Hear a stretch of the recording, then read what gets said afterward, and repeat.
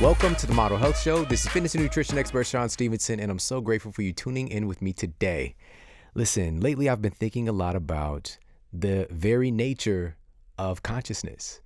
You know, this is something that I've been pondering here and there for many years, but as of late, I've really been thinking a lot about it, especially, you know, when you have that quiet time to think. Right? I know that a lot of times we don't have that kind of time these days, but, you know, when I'm driving, things like that, sometimes I'm not playing music, I'm not listening to a podcast, just pondering different things. And, you know, if our health and wellness is really a result or an outpicturing of our consciousness, what is more important than learning about that? And where is our consciousness actually located? That's something I was really thinking a lot about. And then I get a call from my publicist, and she tells me about this new book and this new author. And I was like, okay, it sounds interesting. I've been thinking a lot about consciousness, and the book is largely based on our perception of consciousness and kind of how this whole phenomenon works to the great degree that we can figure out. And I was like, wow, that's really interesting that I'm getting this message right now. And so I looked into it a little bit, and I asked, because I knew that I was going to be on the road and I was coming to San Francisco for the Take Control tour, which we're here, doing a couple of shows, and I had a space open. And I asked, okay, so where does the author live though? And guess where? San Francisco. Just so happened. And so, yeah, I got a little freaked out.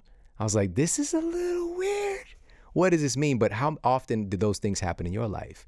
You know, when you think about somebody and then they send you a message or they shoot you a text, like before, like you have the thought about them and then they hit you up, right?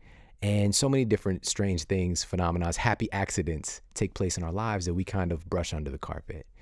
And so this is something I've been really interested in for many years, but I'm an analytical human being. Like I want to know the science. I want to know how this stuff works. But here's the truth. And this is something I think we all need to wrap our minds and our hearts around, is that we know very little. You know, right now, even the universe itself is about 96% empty space. It's what we call dark matter. You know, there's so little, and we don't know about it. We don't know what it is, what it means. And we're trying to figure it out. Even in the realm of nutrition, we know fractions of a percent about nutrition right now. And we can package it up and make it make sense. And the stuff that we do know, we can apply, obviously, to good fortune or to protect us from things going tragically wrong. But at the end of the day, we're still trying to figure this stuff out. And the Model Health Show is really providing a model for all of us and other people's models, other experts on what they're doing and frameworks that they're providing to really help take our lives to another level. You know, so I'm really excited about this episode. I'm excited about this conversation to delve in and figure out, you know, what's up with consciousness, you know? And, but before we do that, listen, again, being on the road, traveling so much, you know, there's expenses involved, obviously. And so one of the ways that we look to save some money is buying our food. I know this sounds crazy. Now listen, hear me out. For many years, I was, you know, we go into the, you know, to the local mom and pop nutrition stores, Whole Foods. They're great. I think Whole Foods is great. But the nickname is Whole Paycheck, all right, for a reason. And the parking lot, though. I mean, I went to a parking lot here in San Francisco. They had a guy. They had like a parking lot director guy. Like he's doing the whole, he's like doing the Marine fingers and, you know, trying to get people parked because that parking lot can be crazy. But at the end of the day, this is a big barrier for us. You know, one of the reasons that we use for not investing in our health is that it costs too much. You know, so when folks are interested in eating healthier food, because of not having government subsidies, because of not having access, we tend to put a premium because it does in many cases cost more for companies to do the right thing, which is unfortunate. But we can't really fight the system unless we're doing something about it and voting with our dollar. And so we want to invest in these companies that are doing the right thing. And what you'll see is these bigger brands are going to start to do more of the right things, which we're already seeing. And so with that said, how do we invest in our health without breaking our own bank? For me and what my family does is we buy a lot of our food from Thrive Market. And we do that because we're saving 25 to 50% off the retail price that you'd pay at a place like Whole Foods, which is great. You're going to save that money and be able to put that back in your pocket to invest that money how you want. Maybe it's personal development. Maybe it's maybe it's shoes. Maybe you got a fetish for Jordans, or Gucci, whatever it is for you, But for you, you get to keep that money and invest it how you want versus the other option, which is, haphazardly spending money, cashing out, making it rain at Whole Foods. All right. So with that said, 25 to 50% off, and they've got everything curated for you already. The very best companies. If you're interested in gluten-free, they have all the categories of best gluten-free products, paleo, vegan, non-GMO, whatever it is that suits your fancy. Isn't that something just really nice to say, suits your fancy? I'll probably never say it again, but that's for all of us to have a company that's looking out for us already, curating the best companies that are doing things right, speaks volumes. All right. So head over, check them out. But here's the rub. All right. You get bonus alert, your first purchase, by going to thrivemarket.com/model health. Together as one word, model health. You get an additional 25% off your first purchase. All right. And you get free shipping. And you get a free 30-day membership to Thrive Market, which you're going to love, and keep that membership because it's just going to keep saving you money. All right. So head over, check them out. thrivemarket.com/model health. And now let's get to the Apple Podcast Review of the Week. Another 5-star review titled Nutritious Food for Thought by 110 Man. As a breast cancer survivor, I know how important lifestyle choices are to creating good health. I stumbled upon your podcast a few months ago, and your authentic personal connection to the content you present really touched me. You and your guest have inspired me to take better care of myself, and more importantly, given me the resources to accomplish this. My results go way beyond the measuring tape and scale. I feel more centered, peaceful, and confident about how to move forward in a positive direction for my body, mind, and soul. Thank you, Shawn, for the precious gifts you've given me. Awesome. Thank you so much for that review. It means everything. That is so powerful. And thank you so much for making me a part of your life. And everybody, if you've yet to do so, pop over to Apple Podcasts, leave a review.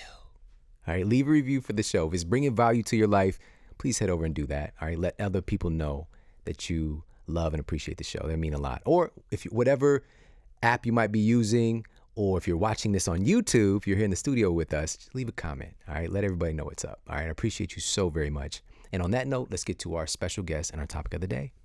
Mark Gober is an author whose worldview was turned upside down in late 2016 when he was exposed to world-changing science. The science suggested that, contrary to mainstream assumptions, consciousness is not produced by the brain. After researching extensively, he wrote An End to Upside Down Thinking to introduce the general public to these cutting-edge ideas, all in an effort to encourage a much-needed global shift in scientific and existential thinking. Now, this is a big reason that I decided to dive into the book and to have this conversation. First of all, the research was phenomenal, but also people who I highly respect, like Dr. Larry Dossey and Dr. Dean Radin, people who I've been following and researching their work for many years, endorsed this book. And so Mark's book has been endorsed by well-known thinkers such as 2-time Nobel Prize nominee Dr. Irvin Laszlo, Harvard neurosurgeon and #1 New York Times bestselling author Eben Alexander, MD, Pixar founder Lauren Carpenter, New York Times bestselling author Larry Dossey, and chief scientist at the Institute of Noetic Sciences, Dr. Dean Radin, and many, many others. And again, really, really interesting. I kind of leaned into the discomfort on this and learning about it, but I'm fascinated and grateful to have you on the show today. Welcome, Mark. How you doing? Thanks for having me, Shawn. Let's dive in. Let's talk about your superhero origin story. All right, because this is kind of a big pivot in what your life would kind of look like and what it was directed towards to you getting to writing a book like this. So how did this all happen? If we had spoken 2 years ago, I wouldn't have known about many of the topics at all that I wrote about in my book. So I can start from the beginning, and I think this might be helpful to some of your listeners who have possibly a similar background to me. Mm-hmm. So I graduated from Princeton, where I studied psychology. But originally I was studying economics, thought it was based too much on the assumption that people are rational agents. Yeah. So I said, okay, something's up there. We're not fully rational. So I was looking at other potential majors, thought about astrophysics because it was a great astrophysics department, and I always had big questions about how the universe worked. I even met with the department head about potentially switching into that department. I ultimately decided against it because I was on the tennis team at Princeton, a Division I program. I was eventually the captain of the team, and I realized I couldn't do it. So I studied psychology, and I focused on behavioral economics and judgment decision making. So wrote my thesis on Daniel Kahneman's prospect theory. He's the author of Thinking Fast and Slow on human, how we make, how biases impact our everyday decisions in health and otherwise. Pivoted from there into investment banking. So wasn't really using my psychology background ostensibly, starting in July of 2008. So this was right before the crisis hit. Ooh, wow. I was at UBS, so one of the big investment banks. It was having problems on its own, and I was working around the clock. I was in the group that covered financial institutions. So my clients were the big insurance companies and banks. We were helping them with mergers and acquisitions and raising capital. I wasn't sleeping much at all. So any of the interests I had in college about existence, I didn't have time to do that at all. Eventually left in 2010 to join my current firm called Sherpa Technology Group. We do mergers and acquisitions advisory and strategic advisory for technology companies and innovative companies. That's what I do now. I'm based in Silicon Valley. That's my day job. So now to the book, because we're not talking about consciousness yet. It was 2 years ago when I first became exposed to these topics. And I'll say that before I got into these topics, I was very nihilistic in terms of my life outlook. I thought life had no meaning at all, because if I can now explain why, I probably couldn't have explained it as well back then. But if you think that consciousness is produced by the brain, when I say consciousness, I mean my awareness. Right. I'm sitting here talking to you, Shawn. The I that is sitting here, that subjective inner experience, that's my consciousness. So if that's produced by my brain, what happens when my brain and my body shut off? Once it's dead, then the consciousness itself should also go away. So I took that very literally. Okay, that means my memories, everything is gone once I'm dead. So what is there meaning in life? I guess I could come up with meaning, but it's almost a rationalization. And I would kind of go back and forth in my mind about this. And I ultimately concluded that life didn't have meaning. So you probably didn't know this if you were talking to me. I was still a happy guy, but I think I had big questions about existence, and I had a bleak outlook on life. I wasn't looking for these topics at all. And I heard some podcasts. Initially, it was a podcast on a health radio show.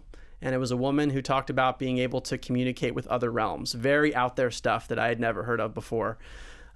Did sound like she was trying to trick people. So I was a little confused. Like, I didn't think she sounded delusional. I'd studied in psychology in college. I knew what delusional people were like. She didn't sound like that. So I was interested enough to explore it a bit further. And at the end of the podcast, there was a discussion about her own podcast, the psychic woman. And so I said, okay, I'll listen to her podcast where she talks to other people who do these similar kinds of things. I would just put it on the car, driving from San Francisco down to San Mateo, where our office is based, and I would just listen to the episodes, not thinking too much of it at first. And then it got to a point a few weeks in where I heard enough people describing a similar picture of reality that was totally counter to what I had thought was true, that I realized something was up, because either these people were all colluding or there's some mass conspiracy, but I couldn't reason that was the case. And all the things they were talking about, they just didn't conform to what I had been taught. So what are some of the things they were talking about? They were talking about psychic abilities, so the ability to telepathically communicate or know the future before it happens. They talked about the idea that consciousness doesn't come from the brain at all, and that when our body dies, consciousness doesn't die. And even further, people were talking about the idea that consciousness actually precedes physical matter, that the physical world is a product of consciousness. This totally rocked my world. When I heard enough people say this, and this is another important part of it, I decided to explore myself. So I said, okay, if these people can do things, let me try it out. So I researched the best people that I could find, and they were able to do things that I couldn't explain. So the research was lining up with what I was seeing in my own experience. It lined up with quantum physics. It lined up with a lot of questions that were out there. And I realized that I had to rethink my whole life. So this was around Thanksgiving 2016. I went into the woods, in your woods here. I basically drove back and forth for 3 days straight, didn't go home to see my family. And because I just didn't know what to do. I didn't know who to talk to about these things. I didn't know how to think about my life. So it was very disorienting and jarring experience. And I decided to research it further because I'm like, okay, I have to rethink all of reality. And as I was doing that, I was telling different friends about it. People who were sort of like me, come from a either athletic or business finance background. And they were saying, well, I've never heard of this research you're talking about. And we'll probably get into this, but this is research from the US government, from Princeton, which I didn't even know was going on when I was there. Yeah, it's fascinating. Some high caliber people were doing this research, and friends were telling me that it was starting to have an impact on how they looked at life. Just being exposed to the questions was enough for them to start thinking about things. So this was a year into my research. Last July 2017, I was like, okay, something's going on. I'm really interested in this stuff. It's getting through to people. Why don't I try to write something? And prior to this, I had no intention of writing a book or of being public in any way. So 4th of July weekend, it was a 4-day weekend last year. I channeled my inner investment banker and said, I'm not leaving my apartment. I'd wake up at 7 a.m. and write until 1 a.m. Books everywhere. Did it 4 days in a row. And I came out of that weekend with more than half the book done and then finished it over the next few weekends. So I come out of July 2017 with the draft of this book. And I knew it was going to have an impact on people, so I really wanted to get it out there. And I was ready to just like publish it. But I got 2 scientists to look at it. And they said, look, you should really get this to a mainstream audience because it's written for a general, a mainstream person. And I said, well, how do you do that? And then everyone said, well, you need to get a literary agent. So this is a few weeks after I wrote the book. 2 different people talking about synchronicities mentioned Bill Gladstone, who I had never heard of. But Bill, he represented the original For Dummies series, DOS for Dummies. He represents Eckhart Tolle and some very prominent authors in the space. I said, okay, that sounds interesting. I sent him a cold email, query letter for Bill Gladstone. I think the subject line was manuscript on the next scientific revolution. And I sent him... Bossy. Like that. I sent him sample chapters and a proposal, and he got back to me the same day. And he said, here's an agreement. This idea resonates. So all of a sudden, I've got an agent who I think can really help, and he's very philosophically aligned. He's been a huge part of this process. So I give him a lot of credit for it. So that's the story behind it. And now the book comes out October 9th. Awesome, man. And I'm super happy for you and going through this process. And by the way, book deals and this doesn't usually happen like this, by the way, which you know this now. But at the time, you're just like, okay, you just get a literary agent. No, a lot of these folks not even trying to talk to you, but that just speaks to that speaks volumes about the quality and content of what you wrote. Because as you mentioned, there's research from Princeton. There's research from the US government that it's just like when you start to look at this data, it starts to change your paradigm. And I can see why you have to learn kind of to live again in the way that you're thinking and your perception. And by the way, really quickly, you mentioned something and folks asking those different questions. And that's what it's really about. And that's why I wanted to have you on, because I want us to question everything. I want us to have the audacity to ask questions and not to just accept assumptions that oftentimes are actually not correct, or if anything, they have big gaps in them, Yeah, totally. And that's the way I wrote the book. Hopefully it's just to expose people to the evidence, and people can take that evidence however they want. Yeah. It's just a matter of knowing that these things exist and then reconciling it with some worldview. Yeah. What happened to me was, after looking at this enough and talking to the scientists, which I've done, I have my own podcast coming out where I interview people like Dean Radin, Larry Dossey, Nobel Prize winner Brian Josephson, who's into this stuff. You hear enough of it, and I had to shift my worldview. So awesome. I'm hoping this podcast exposes people to new things. So with that said, let's kind of dive in and look at some of the science. And just the fundamental premise about what our science is based on is something called materialism. And so let's talk about the big issue just right out of the gate with materialism. Yeah. So materialism is the basic thinking that underlies most of modern thought, especially in the West. And the idea is this: that 13.8 billion years ago, there was a Big Bang, and it filled the universe with matter. And when I say matter, I mean like atoms, physical stuff. When you have enough physical stuff in a big universe, you're bound to get interactions between those atoms. We call that chemistry. When you have enough random chemical interactions, you're bound to end up with a self-replicating molecule. After enough random, you're bound to get that, like DNA. And DNA, as we know, is very critical to the evolution of human beings, and human beings evolved to have brains, and from the brain, consciousness pops out. So materialism says we start with matter, we end up with consciousness. This is the big kicker that I didn't know was a kicker at the time. We have no idea how that chain of events happens, especially the step of the brain creating consciousness. We don't know how that could happen. Science magazine has called this question the number 2 question remaining in all of science. The way they put it is, what is the biological basis of consciousness? So what does that mean in layman's terms? If I ask listeners right now to touch your arm, easy to do. Yeah. You can touch your leg, easy. Touch your head. Now touch your mind. Where is it, right? So this is framing the question. How is it that a physical body that you can touch, you just proved it, how does it produce this non-physical consciousness or mind or awareness that we can't touch? That's the big question. We don't know what the biological basis for consciousness is. So that's what my book explores. Number one, and I think perhaps most importantly, exposes to people that this is a question, and a huge question that affects our existence. I mean, think about how many advances we have in science, sending people to the moon, genetically modifying biological organisms, building smartphones, but we still don't know how a brain could produce our mind. In other words, we don't know where our own mind comes from. So this is the big question that I look at. What I argue in my book... Oh, before you do that, I think a good exercise too, because I think a big thing is because our eyes are centered in our heads, right? And we're taking in this data through our eyes and also, our ears and these other strong senses. We tend to think that we live up here.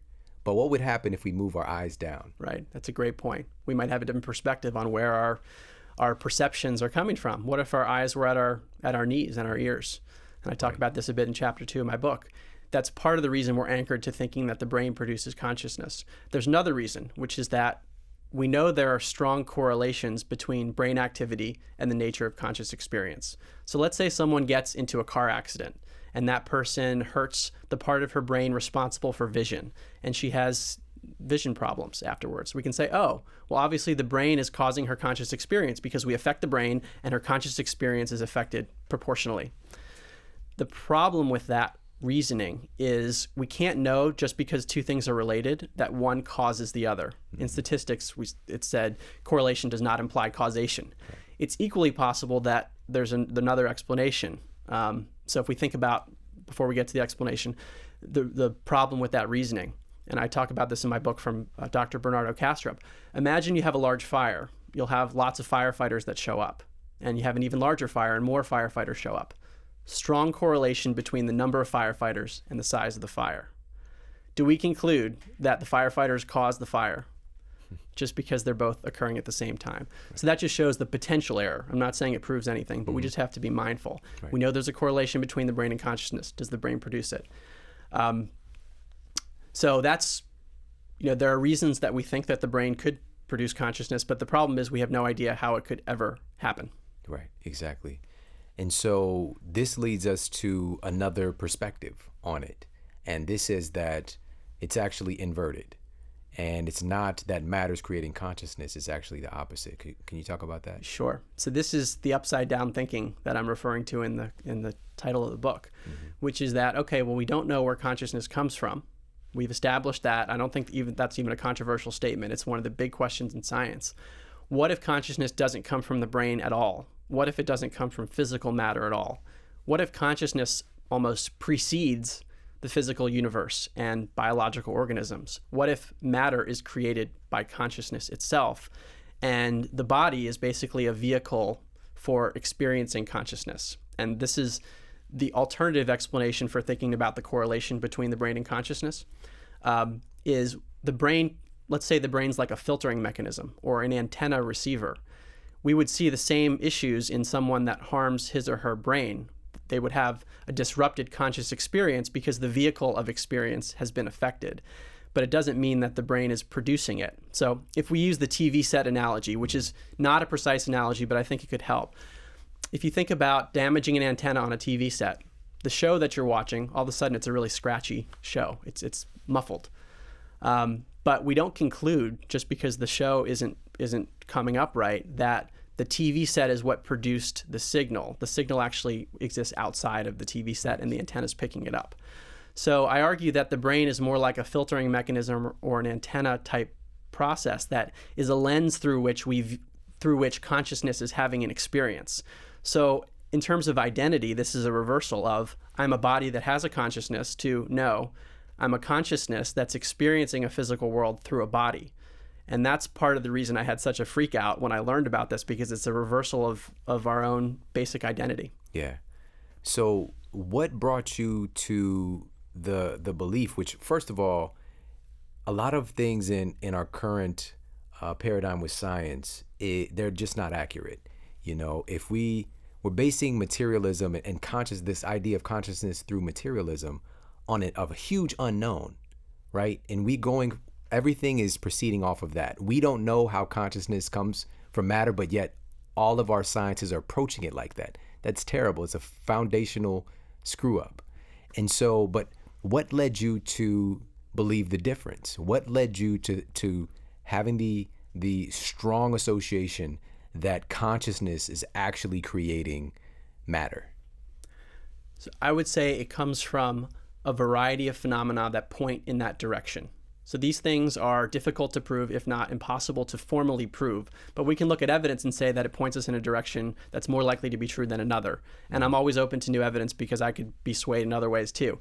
But it's really the amount of evidence. And so what kind of evidence? First, if we look at physics. So most of our day-to-day life is based on Newtonian physics. You drop an apple, falls to the ground, gravity, makes sense. Newtonian physics has been really successful in predicting how things work in the universe. But we know that it's only an approximation. And there are a lot of things that are an approximation. Our vision, for example. We can only see a small percentage of the electromagnetic spectrum, right? There's a huge infrared light, X-rays. We can't see them, we know they exist. So our perceptions are already limited. Relating that to physics, there's a whole branch of physics called quantum mechanics or quantum physics that really provides a more accurate worldview than the Newtonian approximation. So when you say, okay, well, this is the physics that's been proven since the early 1900s, it's well established that this is real, and it doesn't conform to our common sense like Newtonian physics does. That's part of what points us in that direction. And there's a phenomenon in physics that addresses consciousness explicitly. The formal term is the collapse of the wave function in the double slit laser experiment. Yeah. The layman's version of that is the act of observing is affecting the physical world around us. Right. So if we think about that, that means consciousness potentially is playing a role in the physical world. So that doesn't prove that consciousness creates matter, and the studies don't necessarily prove that either. But what they teach us is that maybe consciousness is involved. And we already know that this Newtonian view of common sense reality isn't working, because I wouldn't think that consciousness or the mind or an observer could affect reality. If I use my common sense, I would think that, well, the table's there whether or not I'm looking at it. And what we see in this experiment is that a particle behaves like a wave, which is meaning it's probably a percentage possibility that's here, potentially here. And when you observe it, it becomes a particle. It becomes located in one place. That's not common sense, but that's what our physics tells us. So when we're thinking about, okay, what led me to this, I think physics is a place to start. Doesn't prove anything, but I think it's a good framework. Yeah, and the observer effect is what you're referring to, is well known in science and physics. It's just one of those things that's very, very difficult, if not impossible, to try to explain. But we do know that human awareness does affect the world around us. There's an experiment, Vladimir Popanine, this phantom DNA experiment. Do you know about this? I'm not familiar with it. So what he did was they had a vacuum, which when you are doing experiments with the vacuum, basically we're taking out all of the particulate matter. There should be nothing in the vacuum. And so, except biophotons, these little packets of light that you can't really, get rid of. They're everywhere. It's kind of the stuff that existence is made of. And so what they did was they inserted some human DNA into the vacuum because they were interested to see how would these photons potentially respond to the DNA being there. And what happened was all of these photons that were just randomly scattered throughout the vacuum began to conform itself to the human DNA. And so they were like, wow, this is really interesting.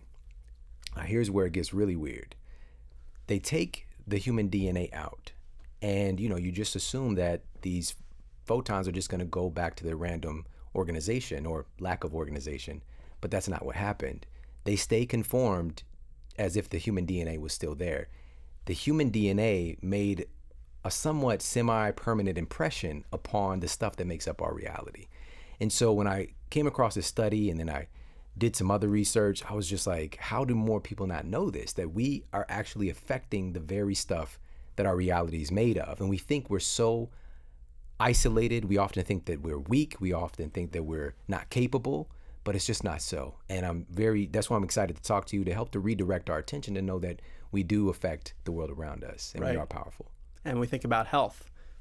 How are we affecting our bodies with our mind? How does our mindset affect our health? So nutrition's obviously important, but the baseline mentality underlying the person is critical too. Yeah, absolutely. So big implications there. I would like to talk to you about, there's so much fascinating stuff in your book, but one of the things I want to start off with, because memories, right? We think that our memories, and we know certain parts of the brain are associated with our memories for sure, but these parts of the brain can be damaged or even removed. And yet people and animals, in specific studies you shared in your book, shuffling animal brains. All right, can you talk a little bit about that? Yeah, so there's a book called Shuffle Brain by a scientist who was a materialist himself and was looking at what would happen if you basically chopped up brains and put them back into elementary animals. Could they still exhibit feeding behavior where they're looking for food? And this scientist, Paul Peach, was looking to disprove the idea that the animal would still exhibit anything normal when you put the brain back in. And what happened was that he found in salamanders that even when you chopped up the brains, put them back in and did all kinds of things, put a tadpole brain inside, at least part of it, the animals were still able to function, which goes against this materialist idea that there's that the brain is producing consciousness. This gets to another idea that I talk about in the book, which is that in a number of cases, we find reduced brain functioning or damaged brains and heightened conscious experience. We don't see that necessarily with the little animals, although it's still remarkable. We wouldn't expect that if the brain produced consciousness, they would be able to do anything. But we have other cases where the brain, like savants, autistic savants, or anyone who has incredible mathematical abilities. Rain Man is a movie that talks about a savant named Kim Peek. This is a real phenomenon that we've accepted, and these are people with highly impaired brains and yet extraordinary mathematical abilities, or ability to remember encyclopedias and recite them and read books. In one case, was a savant could read books with two different books with different eyes. I mean, remarkable things with a damaged brain. So these are all examples of, and there's another case called terminal lucidity. And this is reported in individuals who are nearing death. Often they have Alzheimer's disease. They've been out of it for most of their life, for many years, leading up to their soon-to-be death. And all of a sudden they snap out of it. And there's a little girl I reference in my book. She says it was like talking to Rip Van Winkle, and then she passes away. So what's happening? We have a damaged brain again and some kind of conscious experience. That would conform with the idea that the brain's like a filtering mechanism, and that there's some broader reality. When we damage the filter, we sort of unlock it. And that's what psychedelics may do as well, by reducing brain activity. And that's what some of the studies show. People have this enriched experience, which again conforms to the idea that maybe the brain is actually limiting what we experience, and there's a broader reality out there, and that damaging the brain in certain ways can somehow unlock it. Very, very interesting stuff. And by the way, so in those animal studies, it's not just the fact that they still had kind of an innate drive to eat, but their routine is what was so fascinating. They did things a certain way that animal was conditioned to do, or that it was doing already. Right. And that's just nuts. And this blew the scientists away. He said he had to start his intellectual life all over again because it totally messed up his materialist worldview. I want to talk about time, because this is another thing that really fascinates me. But for a lot of us, it's something that we engage with constantly. Obviously, like, we're existing in this concept of time. And today, more than ever, we got so much stuff going on, so people are like, time management, right? I'm trying to time management. But we can't manage time. It's just happening, But we can manage ourselves within this construct of time. And even there's, if we even look at some of this quantum phenomena, first, actually, let's take a step back. Okay. Let's talk about Einstein and him calling spooky action at a distance? Yes. Is that what he called it? Let's talk about that. Okay. Quick. So this is another phenomenon that we accept as being real. This is accepted in the physics community, but it makes no sense according to our everyday perceptions. So entanglement is the idea that two physical particles that are physically distant from one another, they mirror each other instantaneously. So basically, if you affect one particle, you instantaneously affect the other one, meaning that there's no time gap. The reason Einstein called this spooky is that he thought the speed of light was the fastest anything could travel. And that's really, really fast, but it's not instantaneous. What this implies, and physicists are struggling to figure out what it actually means, one could construe this as an invisible connection, meaning that there's some kind of interconnectedness at the level of physics that's been proven that is going on that we don't see. So Einstein disliked this so much that he tried to disprove it. And he ended up actually proving its reality when he went back and did studies. And so entanglement is something that is shown to be real. As this relates to consciousness potentially, and I'm sure we'll get here, is the notion that there is an interconnectedness potentially at the level of consciousness, that we are actually interconnected in ways that we can't see with our eyes.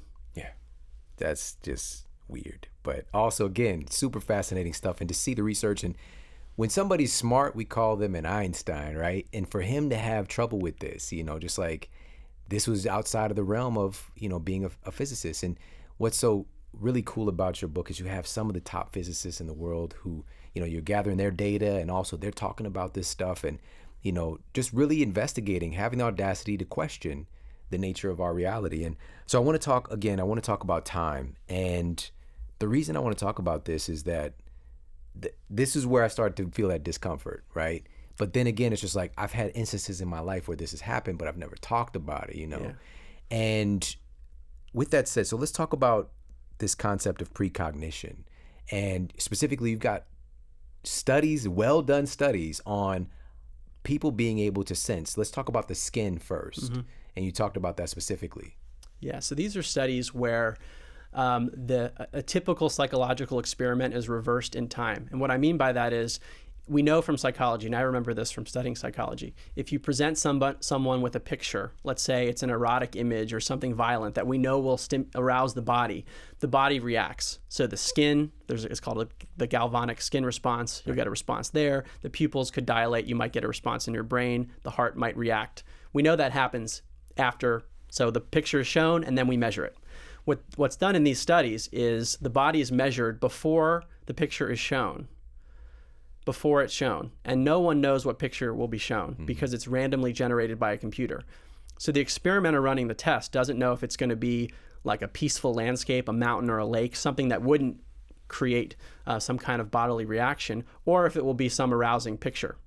And what's found in these studies using statistics, and this is where there's lots of controversy, is that the body seems to respond seconds before the image is shown. And no one knows ostensibly what kind of image will be shown because it's randomly produced. Yeah. So that suggests to some that the body is somehow anticipating the future or knowing the future before anyone could know that it happens. It's like consciousness is reaching forward in time somehow. And it's happening at a very subtle level. We're having to measure these subtle things that only you could really get in a lab, and you have to use statistics. I've actually done one of these studies at the Institute of Noetic Sciences with Dr. Dean Radin. Yeah. And he studies, this is known as presentiment, where the body's sensing something. It's kind of a subset of precognition. And there was a pupil dilation thing, and different pictures are showing up, and your pupils are being measured before the picture comes up. So what does this mean about time if the future can be known before we actually know the future? And this is one of the ideas that I talk about in my book and some other people talk about, which is the idea that consciousness not only creates matter and sort of precedes it, but exists beyond space and time. Baking your noodle. So with that said, we've got the skin test, but also the heart. Yes. And was this from Heart Math? Yes. Yeah. Yes. So the heart responds. So not just the skin. The heart responds before an image is shown. So what does that say about the heart and its role in consciousness potentially, or just in our lives and our intuition? Like I said, pupils dilate. There are brain responses that happen before the image is shown. So there are different parts of the body that seem to be responding. And these studies have been done by many different scientists. And when you aggregate the data in a meta-analysis, it's called, you end up with a statistical effect that is small but highly statistically significant. And this is what we see in many places. And to me, it actually makes sense that it would be small, because if we were precognitive all the time, then I would know the future 100% and be 100% accurate. But I'm not. So maybe there's a subtle sort of thing where I get an intuition and don't even realize it. Right. There's an example I talk about in the book of looking at flight occupancy rates before 9/11. Fewer people on flights that day than on a normal day. Significantly fewer. Significantly fewer. Yeah. So is that an example of precognition where people subtly say, oh, well, I just don't feel like taking this flight today? Or who knows, but it could be at a subtle level. That is super fascinating stuff. And I've been following and looking at research from HeartMath Institute for many years. And that's where I first became aware of, and this is, I believe it's a magnetoencephalograph that they use to measure the human heart, and this kind of bioelectrical field that's produced that's actually larger than the brain. And so it's called a tube torus. And so this extends from the human body that they can see with this particular equipment, this kind of radiation that's coming from our bodies. Now, we know that there's radiation coming off of us, but we can't see it. This is well known throughout science. But the degree that the heart is expanded out, potentially even 8 feet from our bodies, and that area, that energy, that radiation is interacting with other people's radiation. And then we have this idea or faulty belief that we can't really feel other people, or like, know other people, know something about them. Like it just doesn't feel right being around this person, or this person really makes me feel good. It feels good to be around this person. It's not just the chemical feeling. There's an interaction going on. And with that said, I want to talk about more of this interaction with humanity, because it's so fascinating how we're all connected. And I think that this is one of the things that's really going to help to up-level us as a species. And we're going to do that right after this quick break. So sit tight. We'll be right back.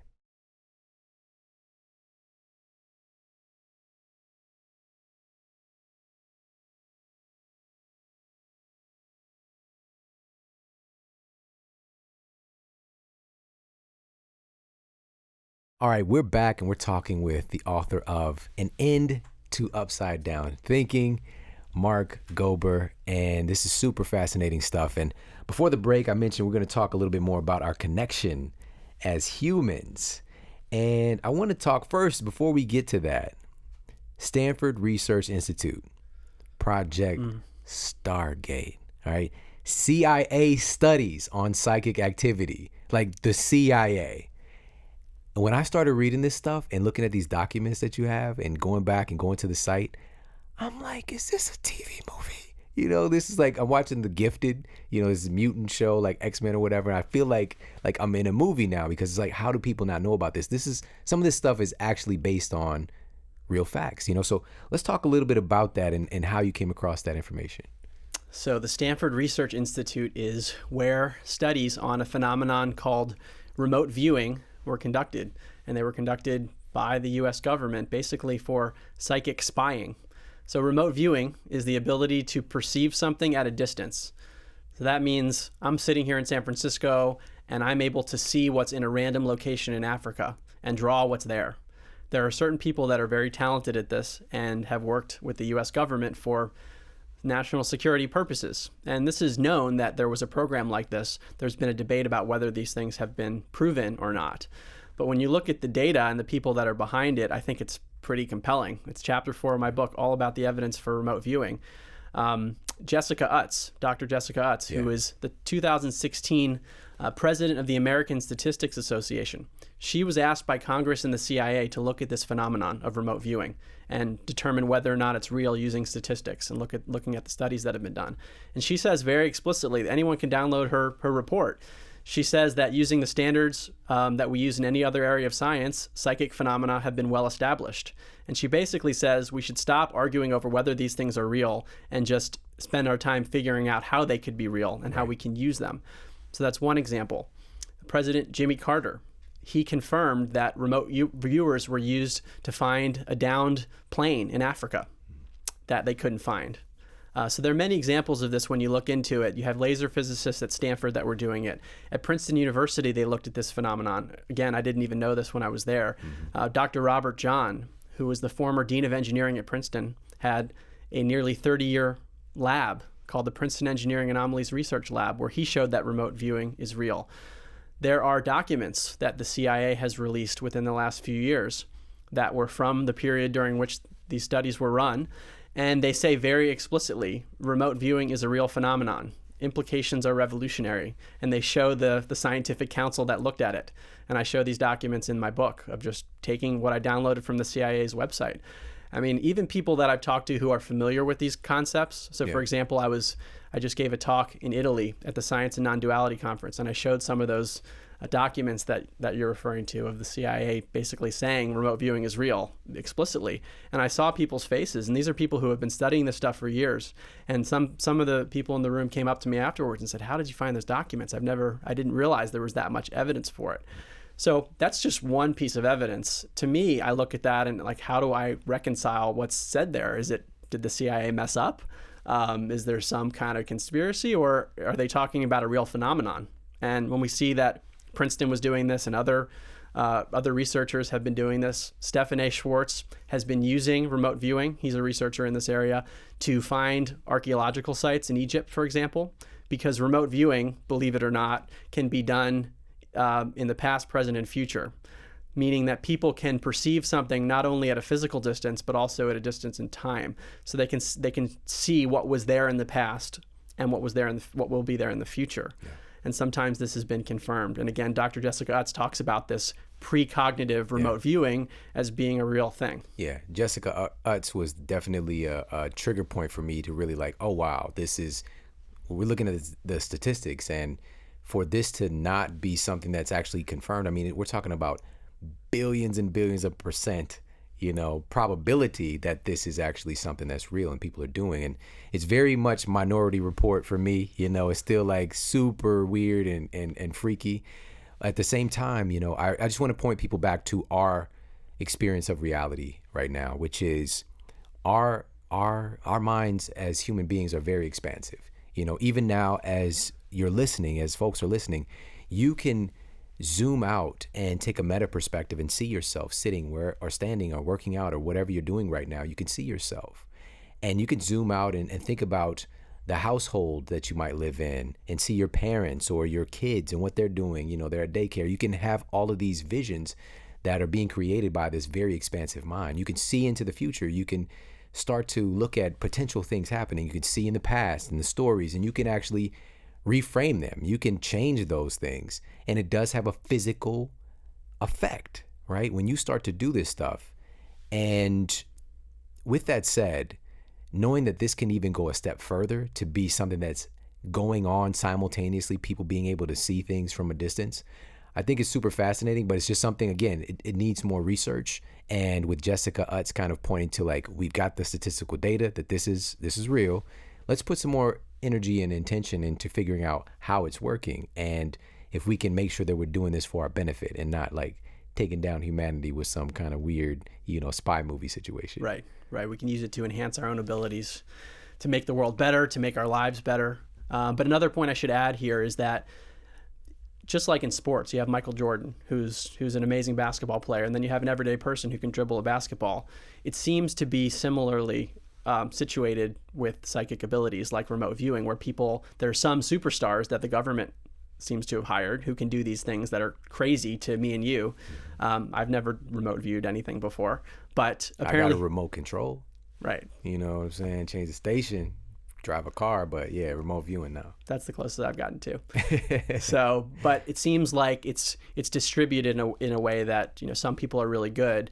So it's hard for the normal person who hasn't done these things before to conceptualize it. But if the brain is like a filter of consciousness, and some people are better able to unlock that filter, just like in anything else, they're more skilled, then it's conceivable at least that some people could have extraordinary abilities, whereas other people aren't quite as good at it. Yeah. And so folks listening, I'm a very analytical person, very science-minded. So if this bumps up against and makes you feel a little uncomfortable like it did for me as well, just do your own research. Like, have the audacity to suspend disbelief and just look into the data, because it's really, really fascinating. And it's also a little bit troubling because, we have limits on our thinking of what's possible. Like we can make Incredible Hulk, right? Something shows up on this screen based on all of these different things that are technologies that you can't even see. It would seem like magic if it was, even 100 years ago to our ancestors.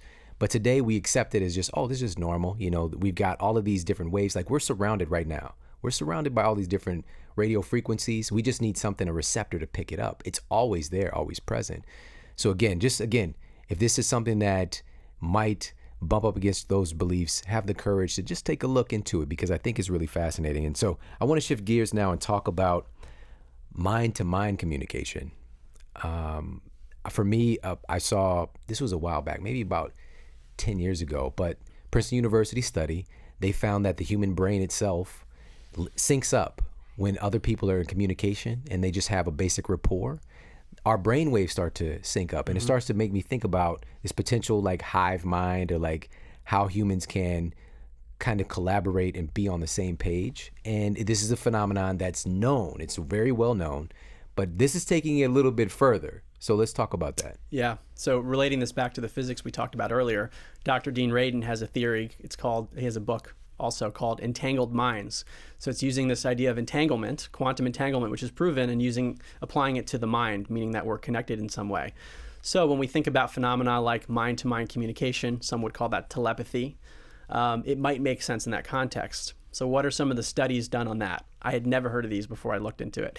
There's a study called the Ganzfeld experiment, and this has been replicated by dozens of experimenters over many decades. And Dean Radin, in his most recent book, Real Magic, he talks about categories of psychic or psi phenomena that are 6 sigma statistically, meaning that the odds that they're just happening by chance are more than 1 billion to 1. And this is one of those phenomena. Remote viewing is another one, really good statistics. This telepathy experiment's another one. So this is something that maybe all of us can relate to when we get to it. But let's just imagine that I'm sitting in a room in what's called a Ganzfeld state, where I'm given headphones playing relaxing music. I'm put into a super relaxed state, almost meditative. You're in another room, and the experimenters give you a picture. And they say, hey, Shawn, I know this sounds crazy, but I want you to mentally send what you're looking at to Mark while he's in this relaxed state in the other room. So you're sitting there, quote unquote, sending this image to me mentally, telepathically. And then I come out of my relaxed state, and I'm given 4 pictures to choose from. And you'd expect, if there were no effect at all, that I would guess, or whoever's in my seat would guess correctly 1 out of 4 times, right? 25%. Right. What's found over many, many studies is that it's closer to 32%. So when you run the statistics on this, it's a massively statistically significant effect. And because it's been done so many times, there's something going on. But when I think about it, it makes sense, because I'm not 100% telepathic. And these are normal people who do these studies. These are not people who the government's testing, who are superstar Michael Jordan psychics. These are everyday people. It makes sense because sometimes, let's say I think of somebody and then they call. You referenced that earlier. But it's a subtle thing. So it's like with the 32 versus 25%, it's like a little bit of information's getting through sometimes. And that conforms with my everyday experience of, I'm not 100% telepathic, but sometimes I have these instances where it's like, was that random, or did I know something before it happened? Nuts. I'm thinking about when I was leaving the studio the other day, the piano player for the band Journey walked in, and he was there to record something, and I was just like, oh, that's really interesting. Of course, that song, don't stop believing. And I was like, oh, that's pretty dope. It's a super classic. Just that vibe. And so we left there and we went to play miniature golf. It was on my birthday, and there's playing all this random stuff, and then that song comes on. Right? And it's just like the probability of them playing this song, of all the different songs in the universe, in the world, just kind of freaked me out. And then, again, where did it happen the next time? I went to a speaking event. I spoke at an event the following day. I walk in, that song is playing at that exact moment. When I'm just coming in the back, like they're not playing it for me to come on stage. I walk in the building and I'm just like, what are the odds, right? What are the odds? It's like something put me in this space for those synchronistic events to take place, right? And so all of these little interesting things take place, but also us being connected as humans. And for us to be aware of this, that who are the people that you are allowing to have impressions upon you? Because that could potentially have an impact on your life. And what is the energy and the perceptions that you're putting out to the world? Because you are affecting the people around you as well. So this is super fascinating stuff. There's so much that I want to talk with you about, but I want to wrap things up a little bit here and just encourage people to check out your book. So your book, you titled it An End to Upside Down Thinking. Why'd you give it that title? It relates to this idea of materialism, which starts with physical matter and says that consciousness through a brain comes out the other side. And what I'm arguing is that that's upside down, that consciousness is first. And you'll see in the preface of my book, I have triangles that start. These are from Dean Radin, actually, so I've adapted from his design, where matter's on the bottom, and at the top of the triangle, you get consciousness. What I'm saying is that consciousness is on the bottom. Yeah. Interesting. Very, very powerful stuff. So if you could, can you let everybody know where they can connect with you online and where they can find your book? My book is available on Amazon and Barnes & Noble and where books are sold. Awesome. And so if you're getting this when this episode first comes out, it might be on pre-order, but get it. It's going to be hot. This is a paradigm shifting, life-changing book that is really, really written very well. And it speaks to the science mind in all of us, so we can start to make a little bit of sense of this. And so just thank you so much for all the awesome work you put into the book. And final question I got for you. What is the model that you're here to set for other people with the way you live your life personally? It's a great question. So I'm really not trying to tell people how to think or how to live their lives, but I'm trying to take a very honest approach to data and to look at things objectively, because like I learned in behavioral economics in college, that we can have biases that steer us in a certain direction if we're not careful. So I like to look at things very objectively. I would say from the scientific lens, that's one way I'm looking at things that people might resonate with. Another is kind of a totally new worldview for me, which is this notion that consciousness is the basis of all reality beyond space and time, and furthermore, that it's entangled, so that we're part of the same consciousness and actually connected on a more fundamental level. So I think I always used to treat people well. That was an important part of my life. But this is suggesting that at the core level, we're connected and really the same. So I think that has had a change on an effect on how I look at other people and just the world around me. Awesome. Yeah, you do have this energy that you're giving off of, you care, you're a good person. And just thank you so much for being you and for stepping into the discomfort and writing this book. Mark, you're awesome, man. Thank you. Thanks, Shawn. Appreciate it. Everybody, thank you so much for tuning into the show today. I hope you got a lot of value out of this. Again, have the audacity to ask questions. All right, question everything. Questions are really one of the big governors or directives for our minds, right? Our minds are really operating on the questions that we ask constantly. This is going on all the time, and you can ask questions that empower you, or you can ask questions that disempower you. Why is this happening to me? Why don't they like me? What's going on with this, with my weight and my health? Why is this not working? Instead of asking, what is it that I need to learn from this situation? How is this here in my life to help me to grow? And then digging into the deeper questions, why am I here? And kind of getting into the nature of reality and the meaning of life. These are all interesting questions to ask, and scholars have been pondering this for centuries. But we're still all trying to figure this out. And the good news is that we're in this together, and we get to help and lift each other up. And I'm very excited about that. So, from my experience and the song that was following me at the miniature golf and at the speaking event, don't stop believing. All right. Ultimately, that's what it's all about. All right. So we've got some incredible guests and incredible episodes coming up for you. So be ready. All right. Take care. Have an amazing day. And I'll talk with you soon.